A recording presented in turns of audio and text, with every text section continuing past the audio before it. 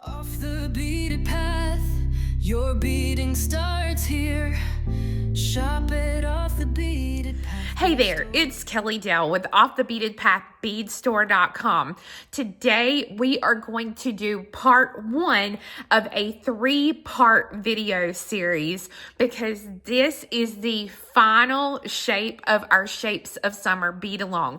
For those who are new here, we have been doing 3D shapes since July of this year, and this is October. So we have gone through a lot of shapes, and I know that so many of you have learned new techniques or have learned new shapes because you've been posting about it on my Facebook page. So thank you for all of those who have been sharing your photos and your pictures for us to see your pieces that you've been making.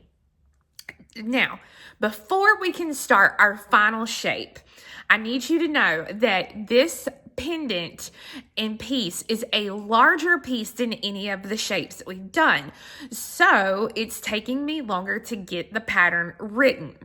But for the necklace, for this piece, I did a spiral necklace, and I did a spiral necklace a couple of weeks ago. I did a St. Petersburg chain, and I had a lot of questions about how to do those.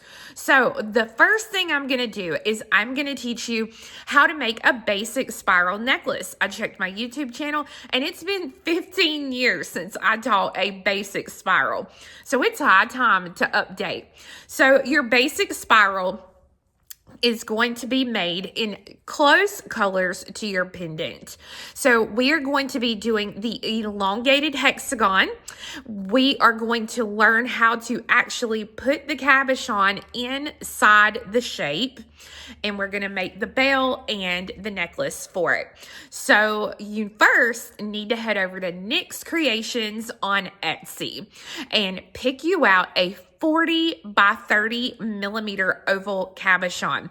I got this one from Nick's. There is going to be a kit for this beautiful Santa, and I have a snowman that I'm going to be showing you. But you'll want to go and you'll want to get your cabochon. Now, you can use any cabochon you want. It can be, a gemstone cabochon. It can be something totally different as long as it has that 40 by 30 shape. Along with that, you are going to need 2 colors of a size 11 delicate. You're going to need your color A, which are going to be your point beads. You're going to need your color B, which is going to be this kind of like orangey giraffe color that I have here. And then you're going to need a color C, which is going to be a size 15 seed bead. That is going to be located here on the front of your cabochon and also at your points. Now, along with that, what you're going to need for your pendant, you're also going to need a size 8 seed bead and a size 11 seed bead. A size 8 seed bead is going to be the core of your spiral. So that is where you see that kind of creamy color in the necklace. The spiral part that you see is your size 11. Now, this one is made entirely of seed beads.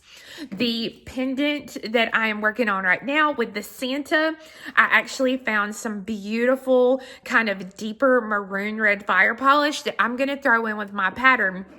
But you don't have to do that. You can do your straight out of seed beads just like I'm doing.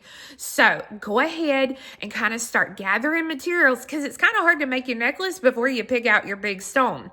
So again, Nick's Creations on Etsy is where you want to go. That's where I like to get my beautiful cabochons that he makes. So you'll want to get that so you can decide on the colors for your necklace that we can get started and work on this week. So let's go ahead and get a needle threaded with at least 2 yards of your favorite beading thread, and let's get started.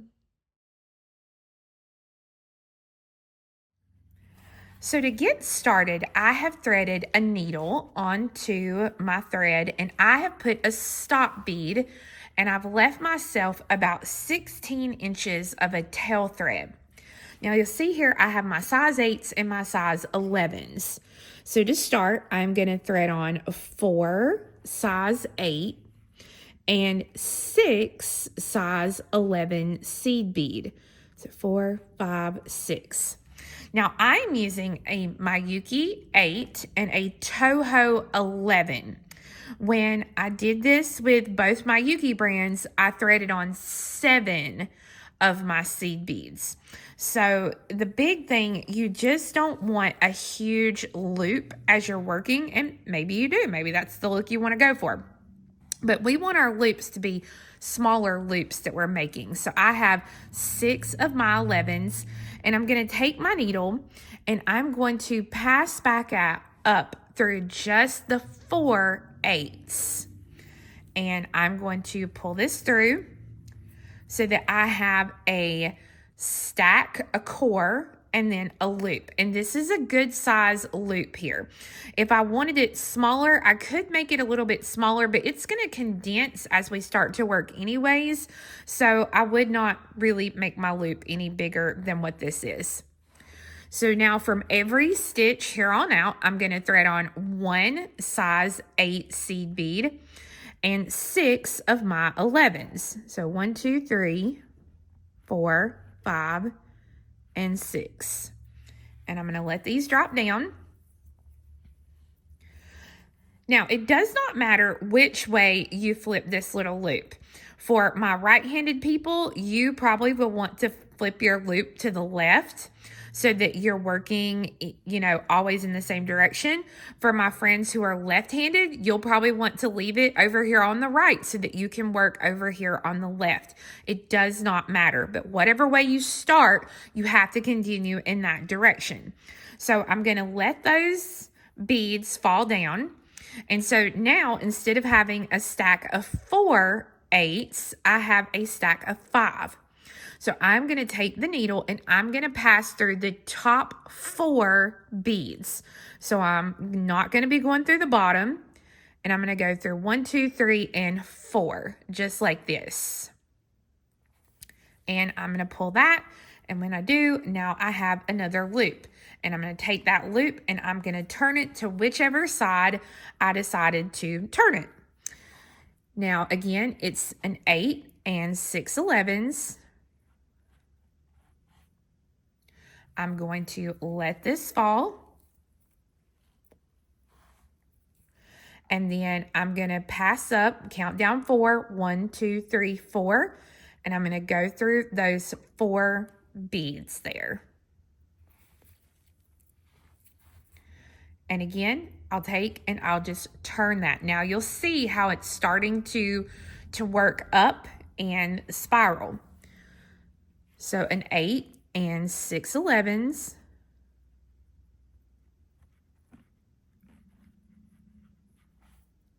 Let these drop down.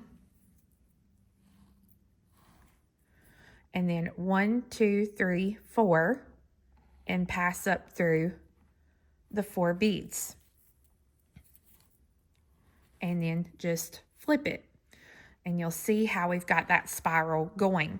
Now, I'm going to do a little bit more so that you can see the spiral a little bit better and see how it works. But this is all you're going to do for the entire length of the necklace that you're going to make. You're just going to pick up 1 8 and 6 11s and then pass through the top 4 8s over and over and over again. So I have about 6 inches done of my necklace so far, and I am running out of thread. So I wanted to show you how to add the thread, and you can see there how your piece is spiraling. Now your piece is not, unless you tack it together, your piece is not going to stay like a nice tight spiral like this. Your piece is going to loosen up a little bit, and you'll see a little bit of space in between that spiral, and that is fine. That's the look we're going for. But I'm going to go ahead and take my needle off of this end. I'm coming out of my size 8 seed bead there, and I've cut a new piece of thread. So I'm going to take these 2 ends to the thread, and I'm going to make a knot. And I'm going to bring these 2 pieces down to the core. Just like that. Now I'm going to go ahead and I'm going to just tie them together one more time. And for now, all I'm going to do is I'm going to take these two tails and I'm just going to kind of lay them flat like this as I continue to work. So I'm not going to do anything different right now. I'm just going to continue to stitch with the new thread. And then once I have a couple of inches done, I can take a new needle and weave these tails through and get them taken care of, so I don't have to worry about them. But you can see there how easy that was to add our thread onto our project. And again, you're just going to continue to work until you get the length of the necklace you want. Okay, so you can see here I've got a pretty good length, and I think I'm ready to go ahead and put 1/2 of my clasp on. So I took my stop bead off on the beginning end, and my needle is of course coming out of our core that we have. So I'm going to start out by picking up 2 11s, a wire protector. So I'm going to go up through one side of the wire protector, and then down through the other side of that wire protector. And then I'm going to thread on the first part of my clasp and have it fall right through the little cut on that jump ring. So I don't have to worry about that once I get it pulled up into the wire protector. So now I'm going to thread on 2 more size 11 seed beads, and I'm actually going to use that very first loop that I made there. I'm going to use it because I'm going to pick up the 2 seed beads, and then I'm going to come down through all 7 of those beads. 6, not 7. Oh my goodness, I can only imagine what my kids would say right now. And then I'm going to go up through the core again to come back out where I originally started here at the top. Now I'm going to go through and I'm going to reinforce this. I'm going to reinforce it several times. So I'm going to come back down again through the 7, and each time you come down through, make sure the thread stays in that little channel on your wire protector. So I'm going to come down through and then go back up through again and reinforce. I honestly reinforce as many times as I can get the needle through the wire protector and through the beads. But again, you have to be careful and make sure that your thread does not get, number 1, caught up in the clasp that you choose, and number 2, that you that your thread stays in that channel.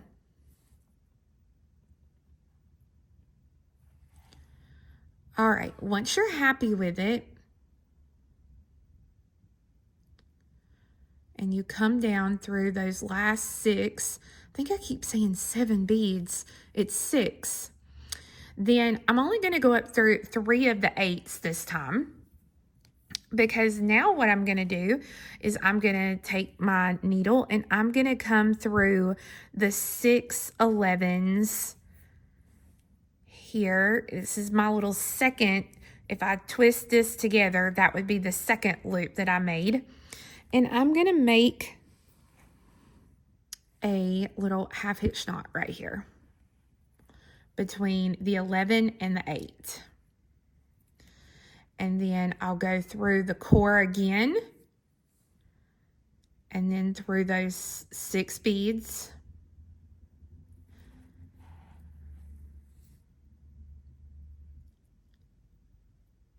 And then I'll come back into the core, and then I'll start, you know, maybe put a little half hitch knot there, a couple of beads down. The biggest thing is you just don't want to pass through any of the beads to actually do the knot, like you're going under the thread there between 2 beads. And you really want to get that half hitch in there. And then once you've got that and it's really secure, then you can trim this thread and then come to the other end and do the same thing. I have a little lobster claw on this one, so I'm just going to be putting a spring ring, or a split ring onto this side. All right, so I got both ends of my necklace put on and finished out, so you can see what that looks like there.